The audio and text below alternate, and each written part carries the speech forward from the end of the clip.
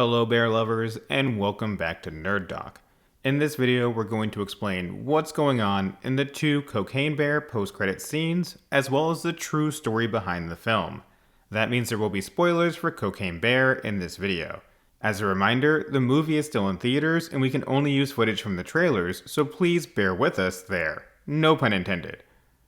The basic plot of Cocaine Bear doesn't really need explaining. In 1985, a drug smuggler ditched a bunch of duffel bags full of cocaine into the wilderness, and in the movie it's briefly explained this was because the plane was going down, but the true story has a bit more detail that we'll get into later in the video. Long story short, a black bear got into the cocaine, gets high, and starts killing people while the drug smugglers try to get their stuff back so they're not killed by the drug lords they got it from. It's a horror comedy that leans into its R rating to show some fairly gruesome deaths compared to other recent horror films. Although not all the deaths were directly from the bear. There's a fair amount of human incompetence in the movie as well, which is mainly for comic relief, and some gruesome death scenes. Anyway, two things happen during the film that play into the post-credit scenes. Early in the film, a gang of 3 troublemakers come across one of the cocaine duffel bags, and eventually ends up jumping David, one of the people working for the drug smuggler. This was just a basic robbery by some delinquents that had nothing to do with the cocaine, but they didn't know who they were messing with. They all get beat up by David, who forces one of them to show him where they hid the drugs they found. This was Stash, also known as Kid in the film. In the first post-credit scene, Stash is shown hitchhiking to New York. He had planned to move to New York with his 2 buddies, but he was the only one who made it out of the wilderness alive. He also has a duffel bag of cocaine with him.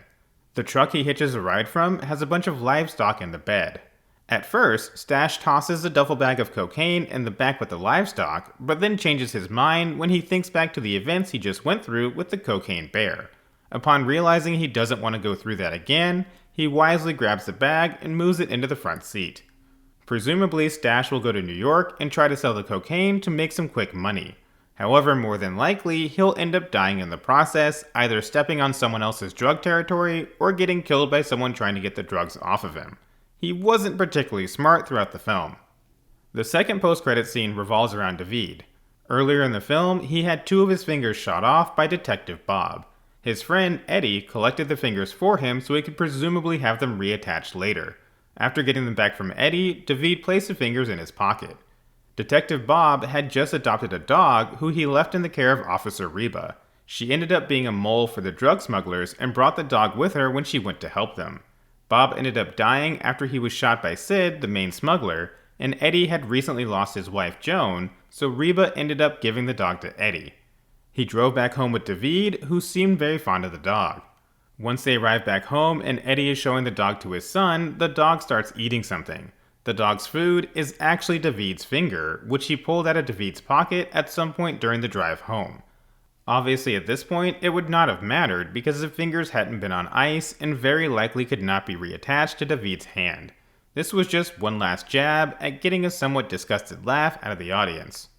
Now, as for the true story behind the movie, there really isn't that much to it.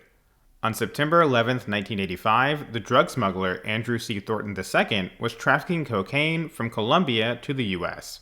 Andrew was in an autopiloted Cessna 404 Titan plane with 40 plastic containers full of cocaine.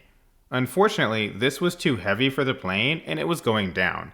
To save the cocaine, Andrew dumped all of it into the wilderness around Knoxville, Tennessee, and just like in the movie, his chute didn't open and he died.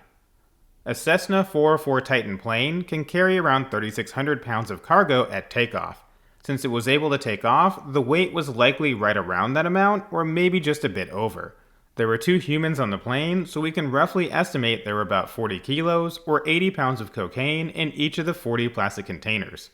There actually seems to be quite a bit less cocaine in the movie, given how easily Andrew was throwing the bags out of the plane.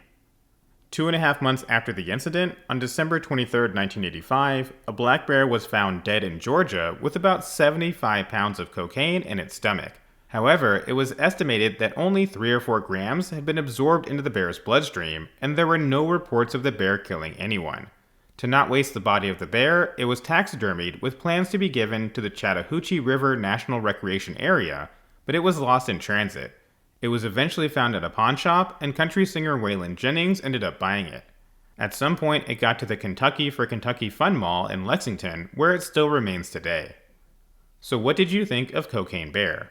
Was it entertaining? What about the true story the movie is loosely based on? Anyone planning to go visit the bear in Kentucky? Let us know your thoughts in the comments below. For now, that wraps up this video. Thank you for watching. If you enjoyed the video, please don't forget to like, subscribe, and share with someone who loves bears.